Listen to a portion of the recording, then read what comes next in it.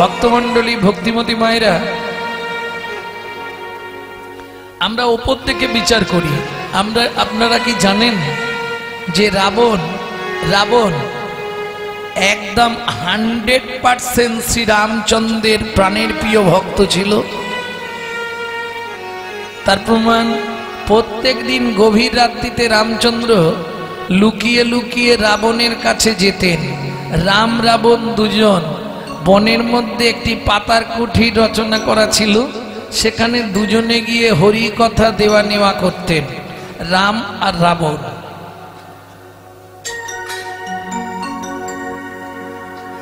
প্রত্যেক দিন রাম চলে যায়, এটা লক্ষণ 2-4 দিন ধরে বুঝতে পারছে আজকে জাগার ঘুমানোর ভান করে জেগে শুয়ে আছে।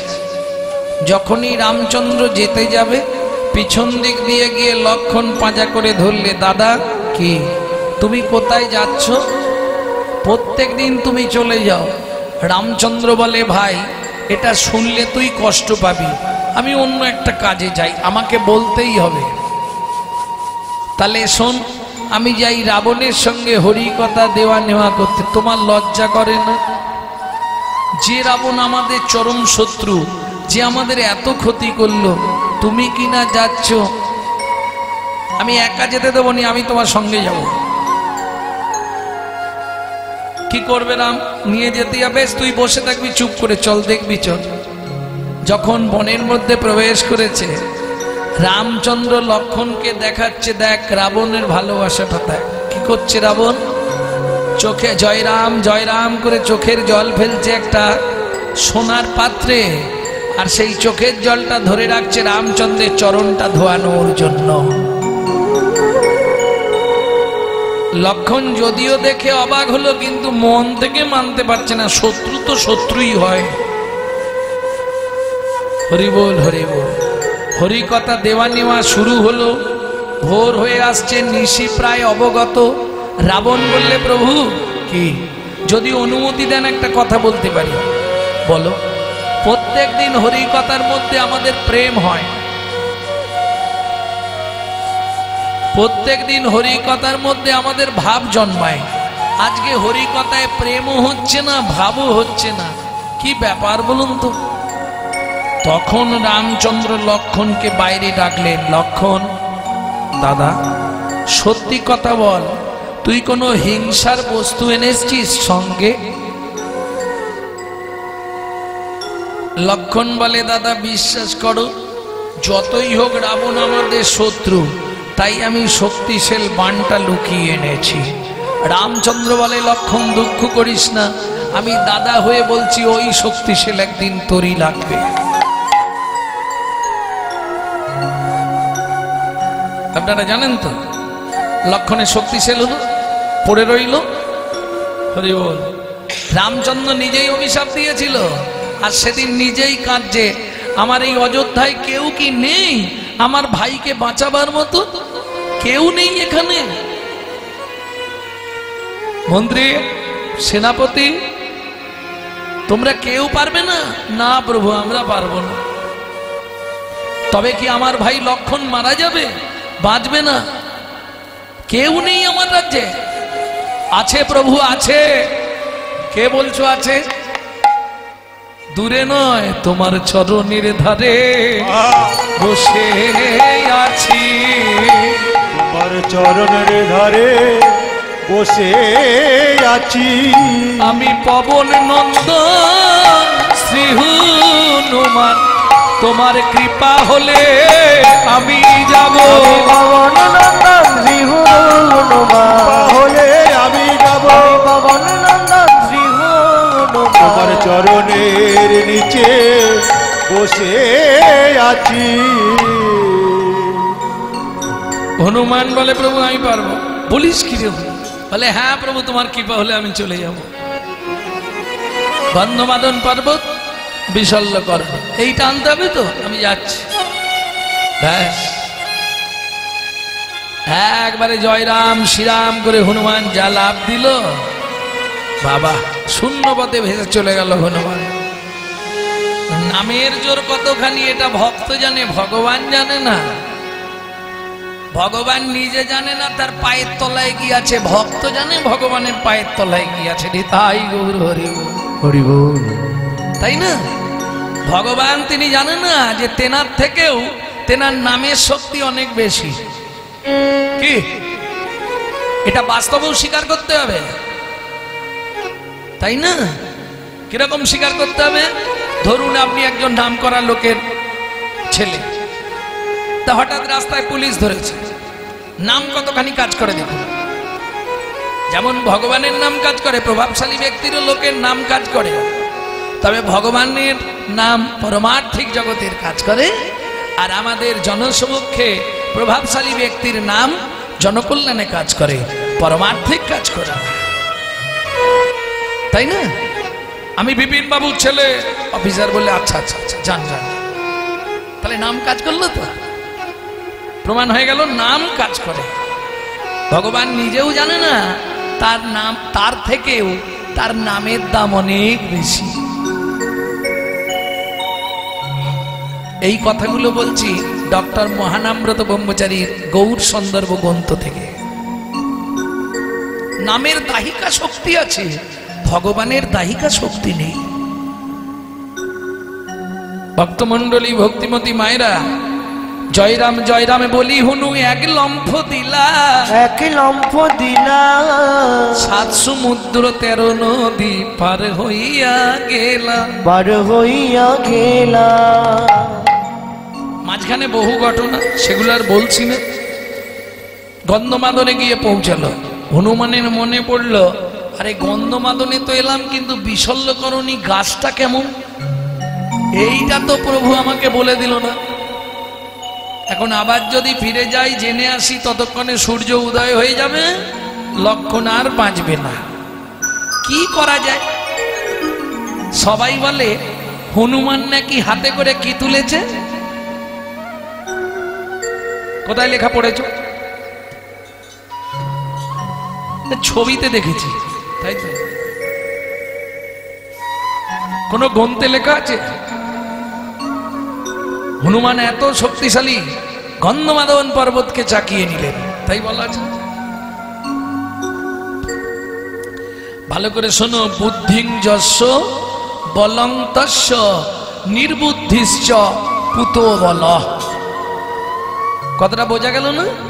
বুদ্ধিং যস্য বলং তস্য, বুদ্ধি যার, বল তার। কি করছে দেখুন হনুমান। পর্বত, কে রে? আমি হনু। হনু এখানে কি করতে? বলে শোন না, ভগবান এসেছে। সারা জীবন তো পাষাণ হয়ে পড়ে রইলি, ভগবানের চরণ তো দেখতে পেলি না। কি করে দেখবো বল? বলে শোন না, তুই হালকা হয়ে আমার হাতে উঠে পড়, তোকে আমি ভগবানের কাছে নিয়ে যাব, তোকে ভগবান দেখাবো। চালাক কি দেখুন। পর্বত বললে সত্যি? হ্যাঁ, পৃথিবীতে যা কারো হয়নি তোর আজকে হয়ে যাবে, তুই তো পাষাণ হয়ে পড়ে আছিস, চল আমার হাতে ওঠ, আমি তোকে ভগবানকে দর্শন করিয়ে দেব। কেন? হনু জানে যদি পর্বতকে তুলে নিয়ে যেতে পারি, ওতেই বিশল্যকরণী আছে। নালে হনুমানের ক্ষমতা ছিল একটা গন্ধমাদন পর্বতকে তুলে ফেলবে? যা বলেছে, পর্বত হালকা হয়ে গিয়ে উঠে বসলেন হনুমানের হাতে। जय हनुमान अति बलवान, राम नाम रतिया रे मेरे मन बगिया रे। जय हनुमान अति बलवान, राम नाम रतिया रे मेरे मन बगिया रे। হরি বল হরি বল হরি বল। পথে দেখা হয়ে গেছে মুখোমুখি। এই পথ ছাড়, বলে তুই পথ ছাড়। দাদা তুই সরে যা, আমাকে চিনিস? কি চিনবো তোকে বল? আরে তোর নাম কি? পথের মাঝখানে পাহাড়টা নিয়ে কোথায় যাচ্ছি, আর আমাকে চিনুনি? আমার নাম হনু। ও তোমার নাম? আমার নাম ভানু। বেশ। কে? সূর্যদেব রথে করে যাচ্ছে, অরুণ রথ চালাচ্ছে, সূর্য সারথী অরুণ। সূর্য উদয় হতে যাচ্ছে। হনু মনে মনে ভাবলো, এ যদি উদয় হয়ে যায় তাহলে আর লক্ষণ বাঁচবে না। বুদ্ধি করে বলে শোনো ভানু, আমার মা অঞ্জনা দেবী বলতো, ওরে হনু, পথে যদি দেখিস ভানু, দুজনে বন্ধুত্ব করে নিবি, এসো দুজনে বন্ধু পাতাই, এসো দুজনে বন্ধু পাতা, আমরা প্রেমানন্দে রাম গুণ গাই, এসো দুজনে বন্ধু পাতাই, প্রেমানন্দে রাম নাম গাই, এসো দুজনে বন্ধু পাতাই। এই জন্যে বলে গণ্ড মূর্খ হনুমান, তুই আমার কাছে এলে তো পুড়ে ছাই হয়ে যাবি। তুই যদি আমার কাছে আসিস তুই তো পুড়ে ছাই হয়ে যাবি। যখনই বলেছে এই কথাটি হনুমানের মগজে ধাক্কা লেগেছে, কি যা সারা শরীরটা রাম নাম দিয়ে ঘেরা, তাকে তুমি পুড়িয়ে ছাই করে দেবে? বেশ, তবে দেখ এবার। এই বলে হনু ক্রোধান্বিত হয়ে বলে, তাহলে তুমি যখন বলছো আমি ছাই হয়ে যাব, তবু আমার ইচ্ছা আমি পূর্ণ করব, তোমাকে একবার জড়িয়ে ধরবো, ছাই হয়ে যাই, হয়ে যাব। নামের শক্তি দেখুন, এক্ষুনি বললাম না, এত বলি দুহে দুহু আলিঙ্গন কইলা, এত বলি দুবে দুহু আলিঙ্গন কইলা, সূর্যরে ধরিয়া হনু বগলে দাবিলা, সূর্যরে ধরিয়া হনু বগলে দাবিলা। চেপে নিয়ে চলল হনুমান। মাঝখানে ভরতের সঙ্গে বহু কথা, ওগুলো আর বলছি না। এসে দাঁড়ালো একবার, সবাই বসে আছে, অশ্বিনী কুমার দয়, সুসেন বৈদ্য যিনি লক্ষণকে বাঁচাবেন। হনুমান পর্বতকে বলছে, পর্বত রে তুই বাইরে দাঁড়া, আগে দেখি ভগবান কোথায় আছে, তোকে সেই মতো নিয়ে যাব, তুই এই বাইরে দাঁড়া। বাইরে পর্বতকে রেখে হনু প্রবেশ করলেন। প্রেম সে বলো ভগবান রামচন্দ্র কি জয়।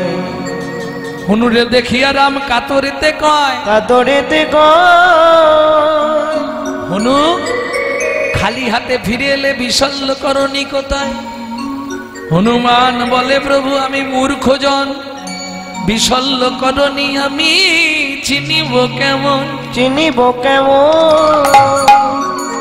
তুমি তো আমাকে বলনি বিশল্য করণী দেখতে কেমন। রামচন্দ্র বলে, তাহলে তুমি ফিরে এলে, আমার ভাই আর বাঁচবে না? বলে, প্রভু ফিরে আসবো ভাবছিলাম, তারপরে বুদ্ধি করে বিশল্য করণী চিনতে না পেরে আমি গন্ধমাদন পর্বতটাকে তুলে এনেছি। রামচন্দ্র বলে, সেটা কোথায়? হনু বলে, সেটা বাইরে রাখা আছে, চলো দেখাবো। রামচন্দ্র বাইরে বেরিয়ে এলেন, ওই গন্ধমাদন পর্বতের দিকে দেখছে, আর একবার হনুমানের দিকে দেখছে। রামচন্দ্র কেঁদে কহে, হনুরে এই অসাধ্য সাধন কেমনে করলি? হনু বলে, প্রভু গো তুমি নিজেই জানো না, তোমার নামে কি মহিমা, তোমার নামে কি মহিমা, প্রভু গো তুমি নিজেই জানো না, তোমার নামে কি মহিমা, প্রভু গো তুমি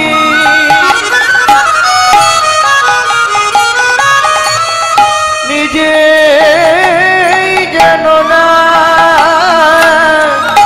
তোমার নামে কিবা মহিমা, প্রভু গো তুমি নিজেই জানো না, তোমার নামে কি মহিমা। সুসেন বৈদ্য এসে গন্ধমাদন থেকে বিশল্যকরণী তুলল, লক্ষণের চোখে মুখে দিল, লক্ষণ চোখ চেয়ে উঠে বসল। সবাই লক্ষণের জয় দিল। ছুটে গেল লক্ষণ রামচন্দ্রকে প্রণাম করতে। রামচন্দ্র বলে, ভাই মোর কথা শোন, যদি প্রণাম করতেই হয় সবার আগে গিয়ে হনুমানকে প্রণাম কর। লক্ষণ ছুটে গেল হনুমানের কাছে।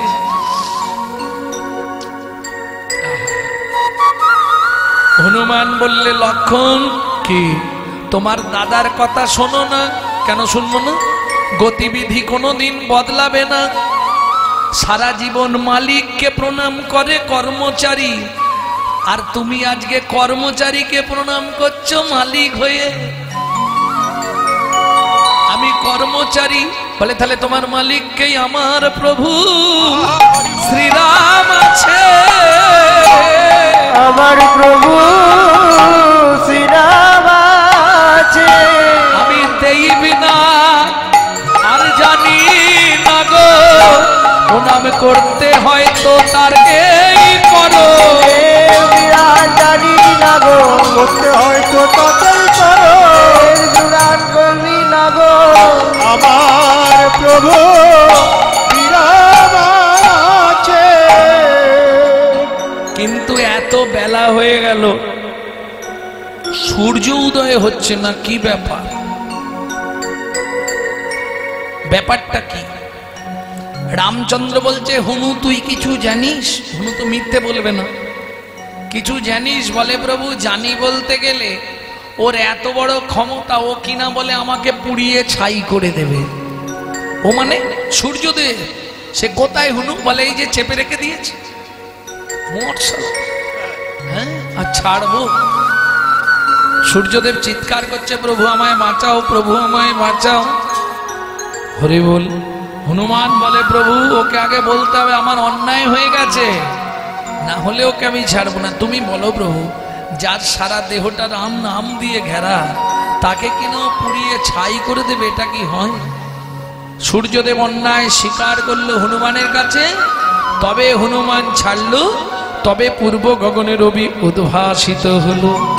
যার জন্য বৈষ্ণব কবি জগদানন্দ পণ্ডিত ওই লাইনটা ওইভাবে লিখে দিলেন, অকারুণ পুন বালয়ডুন উদিত মুদিত কুমুদবদন। অকারণ পুন বাল অরুণ উদিত মুদিত কুমদ বদন। চমকি চুম্বি চঞ্চলি পাদ, চমকি চুম্বি চঞ্চরি পাদ। মিনিক সদন সাজে, আবার মিনিক সদন সাজে। আবার মিনিক সজনে সাজে। যত বৈষ্ণব সাহিত্যে যত পদাবলী আছে, সব থেকে কঠিন পদ কিন্তু এই পদাবলী, তাই না বাবা? দুটি পদ জগদানন্দ পণ্ডিতের, রূপের গৌরচন্দ্রিকা, দামিনী দাম দমন রুচি দরসে দূরে গেল দরপকি দাম, আর কুঞ্জভঙ্গের প্রথম 1 নম্বর পদ জগদানন্দ পণ্ডিতের, খুব কঠিন পদ। তাহলে অকারুণ পুন বাল অরুণ উদিত মুদিত কুমুদ বদন। এই সূর্য উঠলে কোন কোন ফুল মুখ বন্ধ করে?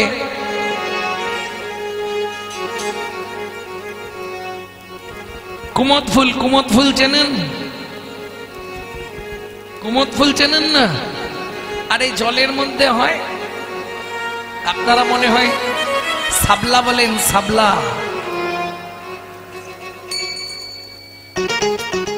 আবার গ্রাম্য ভাষায় বলে শালুক ফুল। এবার বুঝতে পেরেছেন? হ্যাঁ, এইবার সারা রাত ধরে ভ্রমণ, ওর ভেতরে মধু খাচ্ছিল, যেই সূর্য উঠে গেছে ফুল তো মুখটা বন্ধ করে দিয়েছে। ভ্রমর কোথায়? যখনই বন্ধ করে দিয়েছে ফুল, মুখ বন্ধ করে দিয়েছে, ভ্রমর তো ভেতরে আটকা পড়ে গেছে। কি করছে? চমকে চমকে চুম্বন করে, চমকে চুম্বন করে। বলে ও ফুল আমায় ছেড়ে দে রে, চমকে চমকে চুম্বন করে। বলে ও ফুল আমায় ছেড়ে দে রে, আপনালয় ফিরে যাব। ও ফুল আমায় ছেড়ে দে রে, আপনালয় ফিরে যাব। ও ফুল আমায় ছেড়ে দে রে, চমকে চমকে চুম্বন করে। চমকি চুম্বি। হঠাৎ যদি তুমি ঘরের মধ্যে আটকে যাও, তখন কি করবে? এদিকে ধাক্কা দেবে, ওদিকে ধাক্কা দেবে, কোথা দিয়ে বেরোনো যায়, তাই না? তা ফুল ওই বারবার ফুল যখন মুখ বন্ধ করে দিয়েছে, সূর্য উঠেছে, ভেতরে ভ্রমর আটকা পড়ে গেছে, ও চমকে চমকে চুম্বন নিচ্ছে ফুলের মুখে, আমাকে খুলে দে। চমকে চুম্বি চঞ্চরি পাদা মিনিক সদন সাজে, আমাকে যেতে হবে, ফিরতে হবে, সদন মানে নিজের ঘরে, তাই না? এই সখী, এখনো কি একটু একটু রাত আছে নাকি বলতো? হ্যাঁ, এই তো অন্ধকার অন্ধকার লাগছে। কি জানি সজনী রজনী তো ঘুঘু ঘন ঘন ঘোষিত ঘর, কি জানি সজনী রজনী তো ঘুঘু গণ ঘোষিত কি জানি সজনী রজনী থোর ঘুঘু ঘন ঘন ঘোষিত ঘর, কি জানি সজনী রজনী তোর ঘুঘু ঘন ঘন ঘোষিত সুখ সারিত আস্তে, কি জানি সজনী রজনী থোর ঘুঘু ঘন ঘন ঘোষিত ঘোর, জিত দামিনী চিত কামিনী কামিনী কুললাজে, জিত যামিনী গীত কামিনী কামিনী কুললাজে, ফুকার তো হাত শোক হত শোক অবহু জাগহু সবহু লোক, অবহু জাগহু সবহু লোক, সুখ সারি কপিক কাকুলিনী দুবন ভরি গাজে, ওগো সুখ সারি কবি কাকুলি নিধুবন ভরি গাজে। আস্তে আস্তে আস্তে আস্তে আস্তে ওমা, যে যেখানে ছিল বৃন্দাবনের নিয়ম অনুসারে সবাই ডাকতে শুরু করেছে রাধা গোবিন্দকে জাগানোর জন্য। কেন? বেলা হয়ে গেলে রাধারানী ঘরে ফিরতে পারবে না, সর্বনাশ হয়ে যাবে। সবাই মিলে চিৎকার করে ডাকছে, আমৃতে কোকিল ডাকে কদম্বে ময়ূর, দাক্ষা ডালে বসি কি বলয়ে মধু, বলয়ে মধু, যে যেমন করে পাচ্ছে। আম্রডালে কোকিল ডাকছে, কদম্বে ময়ূর, দাক্ষা ডালে বসি কি বলয়ে মধুর, তরু মূলে বসি ডাকে কপত কপতি।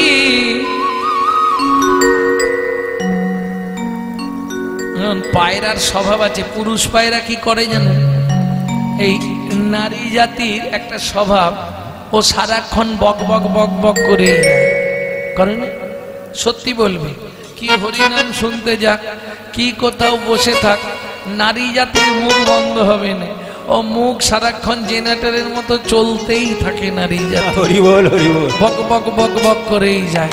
তখন এই স্ত্রী পায়রা মানে নারী পায়রাটা যখন ওই রকম করছে, পুরুষ পায়রাটা রাগে ফুলছে আর বলছে বক বকম বক বকম বককম বককম বক বকম বকম বকম বক বকম বককম বককম বক বকম, বকম বকম বক বকম, তরু মূলে বসি ডাকে কপত কপতি, তরু মূলে বসি ডাকে কপত কপতি, তারাগণ সহিত লুকায় রে তারাপতি, তারাগণ সৈন্যপতি হচ্ছে তারাপতি।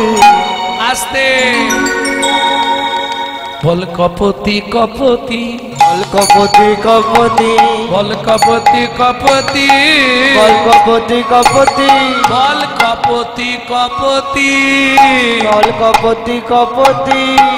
ও মায়েরা, সত্যি কথা বলো, তোমাদের কতগুলো করে স্বামী? কেউ বলে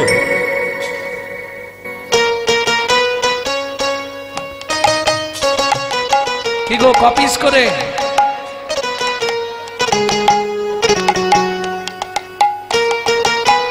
দুটো দুটো দুটো স্বামী?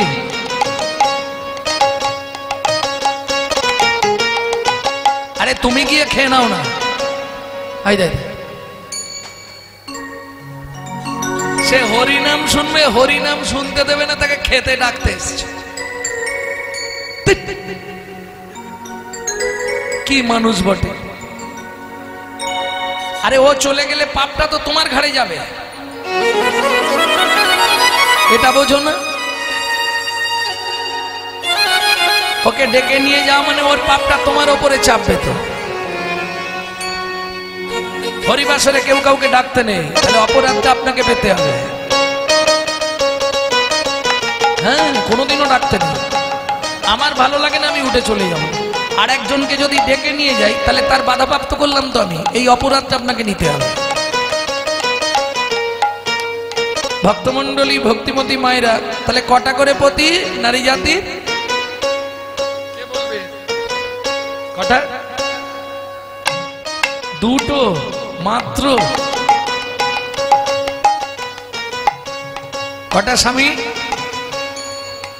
ঠিক করুন আর চারটে। একটা দেহের প্রতি, একটা পরমপতি গোবিন্দ। তার আগে দুজনের সঙ্গে আপনার বিয়ে হয়। কার কার সঙ্গে? প্রথম বিয়ে হবে আপনার নারায়ণের সঙ্গে। দেখবেন দুজনের হাতের মাঝখানে কে থাকবে? সরাসরি ছেলের সঙ্গে মেয়ের হাত লাগাতে দেবে না, মাঝখানে নারায়ণ। প্রথম বিয়ে। দ্বিতীয় বিয়ে কি ভুল বলছি না? ছিল ভেতরে, ছিল তো। দ্বিতীয় বিয়েটা কার সঙ্গে হবে? অগ্নির সঙ্গে, অগ্নির দেবতার সঙ্গে বিয়ে হবে দ্বিতীয় বিয়ে। তৃতীয় স্বামীর সঙ্গে। আর একজন পতি জনম জনম রয়েছে, তিনি হলেন পরমপতি শ্রী গোবিন্দ। নারী জাতির চারটে স্বামী। এই নগরী কেমন ঘুমিয়ে আছে দেখ। গলিত ললিত বাসন সাজে, গলিত ললিত বসন সাজে, গলিত ললিত বাসন সাজে, গলিত ললিত বসন সাজে। বেনি যুথ মণি ফণি বিরাজে, বেনি জুত মণি ফণি বিরাজে, বেনি যুথ মণি ফণি জুত বেনি ফণি বিরাজে, বেনি জুত বনে ফেনে বিরাজে। উচ্চ করক রুচি চরক কুচ জোরক মারে, চৌরক কুচ চৌরক রুচি চৌরক মারে। উচ্চ করক জুত চরক কুচ জোরক মাঝে, চৌরক কুচ চৌরক রুচি চৌরক মারে। গলিত ললিত বসন সাজে। ও মায়েরা, আমরা যখন ঘুমিয়ে থাকি আমাদের জামা কাপড় ঠিক থাকে কি? এদিক ওদিক হয়ে যায় তো। গলিত ললিত বসন সাজে, বেনি যুথ মুনি ফণি বিরাজে। এই যে নারী জাতিকে চুল খুলে শুতে নাই, বিননি করে শুতে হয়, তাই তো? আগেকার দিনে ছিল না? এবার বিননিটা যদি পিছনে পড়ে না, ঘুমাতে পারবে না। যার জন্য কি করে, পাশ দিয়ে বুকের ওপর তুলে নিয়েছে রাধারানী তার বিননিটা। ঘুমের ঝুঁকে বিননির ডোগাটা মুড়ে বাঁধা ছিল, সেটা খুলে গেছে, আর খুলে গিয়ে এইভাবে দাঁড়িয়েছে। কিরম লাগছে? গলিত ললিত বসন সাজে, বেনি যুথ মণি ফণি বিরাজে। বুকের মাঝখানে এইভাবে ফোনার মতো। কোথায় কোথায় লুকিয়ে আছে? সাপটা লুকিয়ে আছে কোথায়? উঁচু কৌরক রুচি চৌরক কুচ জৌরক মাঝে, চৌরক রুচি চৌরক কুচ জোরক মাঝে। বেনিতে আজি ফণি ধরেছে, বেনিতে আজি ফণি ধরেছে, ওগো বেনিতে আজি ফণি ধরেছে, বেনিতে আজি ফণি ধরেছে। আস্তে আস্তে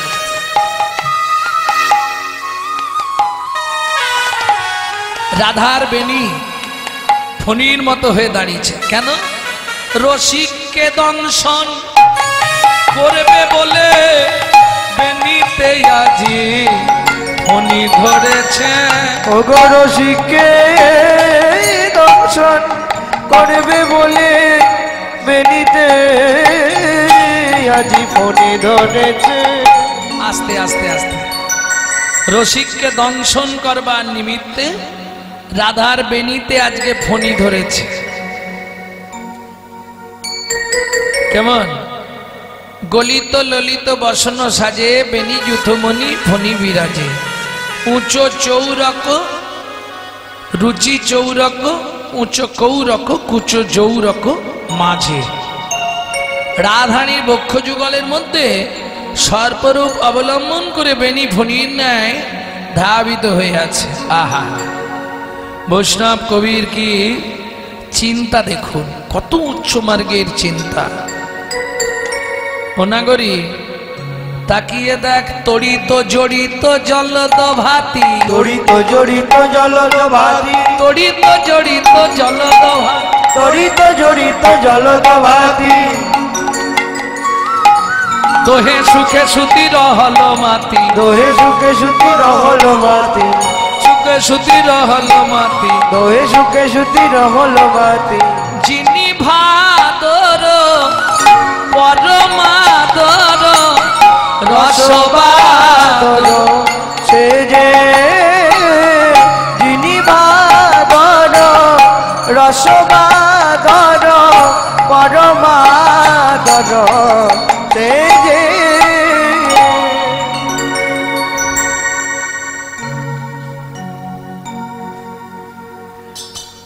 জয় রাধে।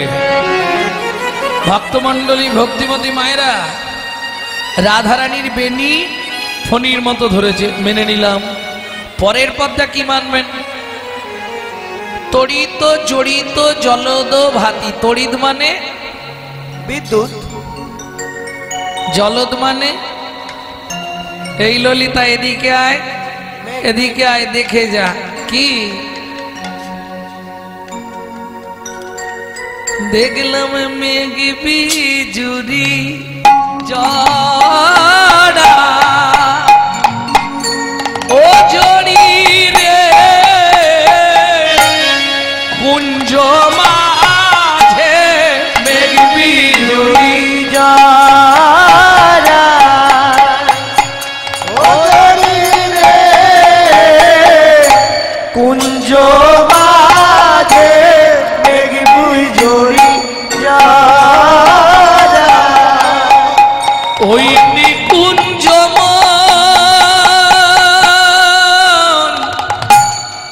দীর মাঝে, মেঘ বিজুরি। তাই গৌর হরি হরি বল। ও কুঞ্জ মাঝে মেঘ বিজরি যারা, ওরে কুঞ্জ মাঝে মেঘ বিজরি যারা।